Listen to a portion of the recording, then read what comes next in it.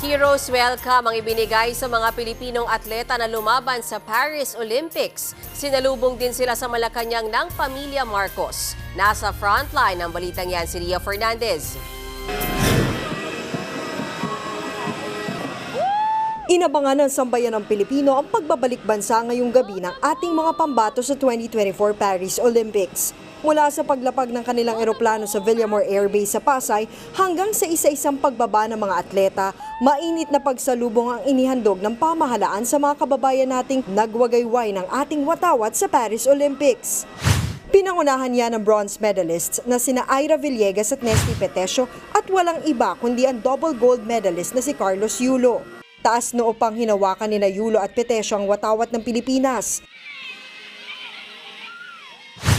Sa Villamor Air Base na rin sila sinalubong ng kanilang pamilya at mga kaibigan. Kasama pa rin ni Kaloy ang girlfriend niyang si Chloe San Jose.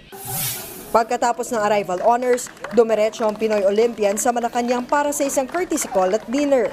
Mismong si Pangulong Bongbong Marcos at ang kanyang pamilya ang sumalubong sa mga atleta. Pinagsalita rin si Yulo sa harap ng mga kapwa niya atleta. Pangako ni Kaloy, mas gagalingan pa nila sa mga susunod na kompetisyon. Sa lahat po ng atleta po, sobrang proud po ako na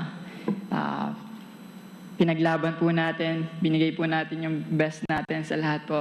Di pa nagsisimula yung competition, sobrang proud na ako sa inyong lahat. Mas galingan pa natin sa mga susunod na mga competition. Ipinangako naman ni Pangulong Marcos na mas dadagdagan pa ng kanyang administrasyon ang suporta sa mga atletang Pilipino. I ask all of you to tell us, what is it that you need?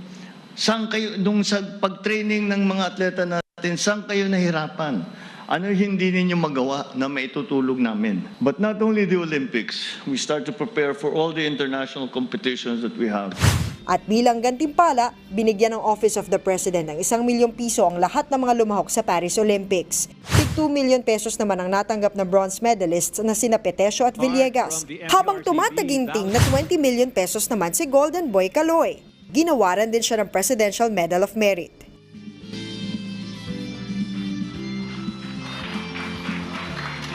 Nagbabalita mula sa Frontline, Ria Fernandez, News 5. Mga kapatid, may Los Baños po. Huwag magpahuli sa mga balita at impormasyon dapat ninyong malaman. Para sa mas malawak na balitaan at diskusyon, mag-follow at mag-subscribe sa social media pages ng News 5.